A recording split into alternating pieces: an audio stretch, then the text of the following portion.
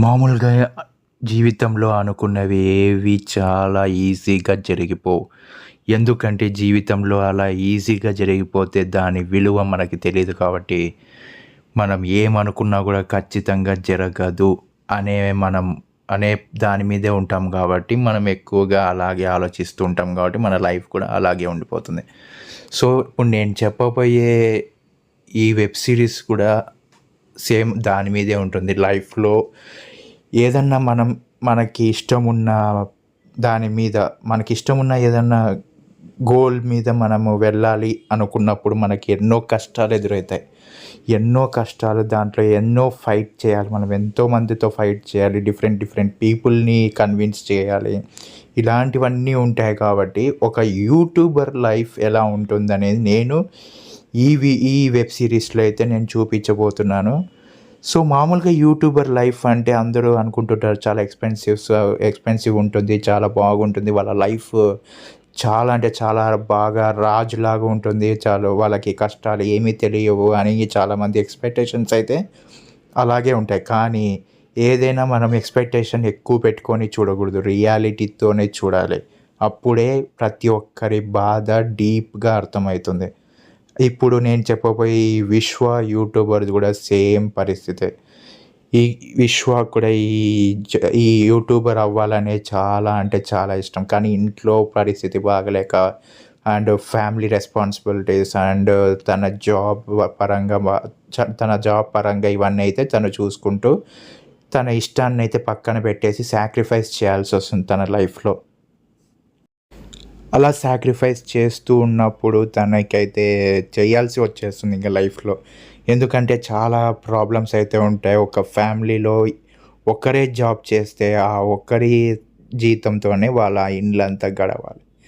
గడవాలి కాబట్టి ఆ అబ్బాయి వచ్చేసి విశ్వ అనే అబ్బాయి వచ్చేసి ప్రతి ఒక్కటి తనకిష్టమైనటువన్నీ వదులుకొని వాళ్ళ ఫ్యామిలీ కోసం బతుకుతూ ఉంటాడు. అతను ఒక జాబ్ అయితే ఎంఎన్‌సి కంపెనీలో చేస్తూ ఉంటాడు. ఆ జాబ్ తనకిష్టం లేకపోయినా పేరెంట్స్ ఇంకా రెస్పాన్సిబిలిటీస్, ఇంకా ప్రాబ్లమ్స్ అండ్ ఈఎంఐస్ ఇవన్నీ కట్టి ఇవన్నీ చేయాలి కాబట్టి వాళ్ళని బాగా చూసుకోవాలి కాబట్టి అతనైతే ఈ జాబ్‌నైతే ఇష్టం లేకపోయినా కూడా చేరి అందులో అయితే ఒక్కొక్క లెవెల్ మారుకుంటూ, ఒక్కొక్క లెవెల్ ఎదుగుతూ తన కష్టంతో పైకైతే వస్తూ ఉంటాడు ఈ విశ్వ యూట్యూబర్. తను లైఫ్‌లో ఎలాగో యూట్యూబర్ కాలేకపోయినాడు కాబట్టి, తను పేరు పక్కన యూట్యూబర్ అనే పేరైతే పెట్టుకుంటాడు. విశ్వ యూట్యూబర్ అని అతనైతే పేరు పెట్టుకోవడం అయితే జరుగుతుంది. దానికి ఎవరి అవసరం లేదు, ఎవరి ఇష్టం అవసరం లేదు, అండ్ ఎవరి పర్మిషన్ అవసరం లేదు. అది జస్ట్ నేమ్ పక్కన ఒక నేమ్ అంతే. అది పూర్తిగా ఐడెంటిటీ అయితే అవ్వదు కాబట్టి, అది అందరికీ తెలుసు కాబట్టి ఆ అబ్బాయి కూడా విశ్వ కూడా ఇలాగే ఆలోచించి యూట్యూబర్ అనే పేరు పక్కనైతే పెట్టుకొని అందరికీ అలాగే కన్వే చేస్తూ ఉంటాడు. నా పేరు ఈ విశ్వ యూట్యూబర్ అని అందరికీ చెప్తూ అందరికీ ఇంట్రడ్యూస్ చేసుకుంటున్నప్పుడు ఆఫీస్‌లో ఫస్ట్ డే ఇంట్రడ్యూస్ చేసుకుంటూ ఉంటాడు. అందరూ అడుగుతుంటారు, "నువ్వు యూట్యూబరా? ఎక్కడ? నీ ఛానల్ ఏంటి? ఇదేంటి? నువ్వేమేమి చేస్తుంటావు?" అని ప్రతి ఒక్కరు అడుగుతూనే ఉంటారు. కానీ ఆ అబ్బాయేమో నాకు యూట్యూబర్ అవ్వాలనే ఆశ చాలా ఉంది. కానీ ఫ్యామిలీ రెస్పాన్సిబిలిటీస్ అండ్ ఈఎంఐస్ ఇవన్నీ నేను ఫ్యామిలీని చూసుకోవాలి. నేనొక్కడే కదా జాబ్ చేయాల్సి ఉంది. అండ్ ఇండ్లుని కూడా నేనే చూసుకోవాలి కాబట్టి నాకిష్టమైన ఈ యొక్క యూట్యూబ్‌ని నేను అవ్వాలనుకున్నాను గానీ ఇలాంటి పరిస్థితుల్లో నేను అవ్వలేకపోయాను. అందుకు ఆ యూట్యూబర్ అని పిలిపించుకోవాలని చెప్పి నా పేరు పక్కన యూట్యూబర్ అనే ఐడెంటిటీ యాడ్ చేసుకున్నాను నేను అని అందరికీ చెప్తాడు. అట్లా ఫ్రెండ్స్‌కి అందరికీ చెప్తూ ఉంటాడు ఎప్పుడు చూసినా. వాళ్ళందరూ ఓకే. ఎప్పుడైనా సరే నువ్వు లైఫ్‌లో కష్టాలన్నీ సాల్వ్ అయిపోయినాక నీకు కూడా ఆ ఛాన్స్ అయితే వస్తుంది ఒకరోజు. అప్పుడు నువ్వు అనుకుంటావు, ఆహా! నేను అచీవ్ చేసిన నా డ్రీమ్‌ని నేను ఫుల్‌ఫిల్ అవ్వబోతున్నానని అప్పుడు రియలైజ్ అవుతావు.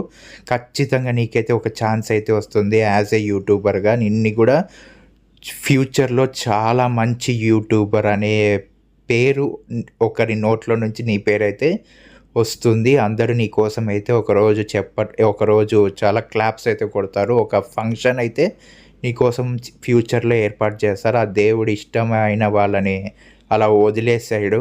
వాళ్ళని ఎప్పుడూ కాపాడుతూనే ఉంటాడు కాబట్టి, నీ యూట్యూబర్ కలని గూడా దేవుడు ఎప్పుడో ఒకసారి నెరవేరుస్తాడు అని వాళ్ళ ఫ్రెండ్స్ అందరూ ఇలా చెప్తూ ఉంటారు. వాళ్ళ అమ్మ గూడా ఇలాగే చెప్తూ ఉంటుంది ఎప్పుడు చూసినా. "నువ్వు ఖచ్చితంగా ఎప్పుడో ఒకసారి యూట్యూబర్ అయితావురా! దేవుడు ఖచ్చితంగా నీ ఇష్టాన్ని మర్చిపోడు. ఖచ్చితంగా ఏదో ఒక టైం చూసి నిన్నైతే ఒక ఛాన్స్ అయితే ఇస్తాడు.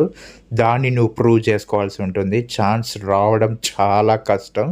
వచ్చిన తర్వాత నువ్వైతే దాన్ని ఖచ్చితంగా ఖచ్చితంగా యూజ్ చేసుకొని పైకైతే రావాలి. అప్పుడే నువ్వు అనుకున్న ఆ యూట్యూబర్ దాంట్లో నువ్వైతే నిలబడగలవు" అని వాళ్ళమ్మ ప్రతిరోజు చెప్తూనే ఉంటుంది. అప్పుడు ఇతను గూడా అవునమ్మా! ఖచ్చితంగా నేనైతే దానికోసం ఎంతైనా కష్టపడతాను. ఒక్కసారి ఛాన్స్ ఇస్తే నేనేంటో ప్రూవ్ చేసుకుంటాను అని చెప్తూ ఉంటాడు వాళ్ళమ్మకి.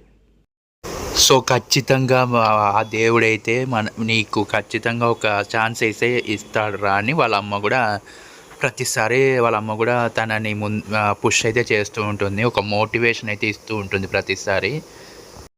సో, ఆ విశ్వ ఎంత కాంప్రమైజ్ అయ్యి లైఫ్‌లో తను ఎంత కష్టపడుతున్నా గూడా, ఎక్కడో ఒక చిన్న బాధైతే ఉంటుంది. నాకిష్టమైన యూట్యూబ్‌ని వదిలేస్తున్నాను.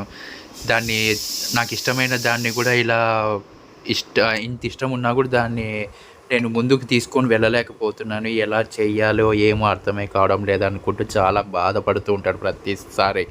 అందరూ వాళ్ళ పేరెంట్స్ బాగా సపోర్ట్ చేస్తున్నారు. నాకెందుకు ఇలా జరుగుతుందని ఆ దేవుడిని ఎప్పుడూ ఇదే మాటలే అడుగుతూ ఉంటాడు. ఇదే క్వెషనే అడుగుతుంటాడు దేవుడిని. కానీ దేవుడి నుంచి ఎటువంటి సమాధానం అయితే ఉండదు. ఇలా జీవితం అంతా కాంప్రమైజ్ అయ్యి నేను ఏం సాధిస్తున్నాను? నాకిష్టమైన ఒక్కటి కూడా నేనైతే చేయలేకపోతున్నాను. దాన్నైతే నా కల నెరవేర్చుకోలేకపోతున్నాను. అలాంటప్పుడు నేను ఇంక బ్రతికి వేస్ట్ అనుకుంటా అతనైతే చావడానికైతే ఒక కొండ దగ్గరికైతే వెళ్తాడు. హైదరాబాద్ ఔట్‌స్కట్స్‌లో ఒక కొండ అయితే ఉంటుంది. అక్కడికైతే వెళ్తాడు. అలా విశ్వ అయితే చాలా బాధపడి తనైతే పైనుంచి అయితే దుంకేయడం జరుగుతుంది. అప్పుడు దుంకేసిన తర్వాత అతనైతే చాలా గాయాలతో హాస్పిటల్‌లో అయితే చేరుతాడు. ఆ తర్వాత ఏం జరిగిందో తెలుసుకోవాలంటే ఎపిసోడ్ 2 వరకు వెయిట్ చేయండి. బాయ్.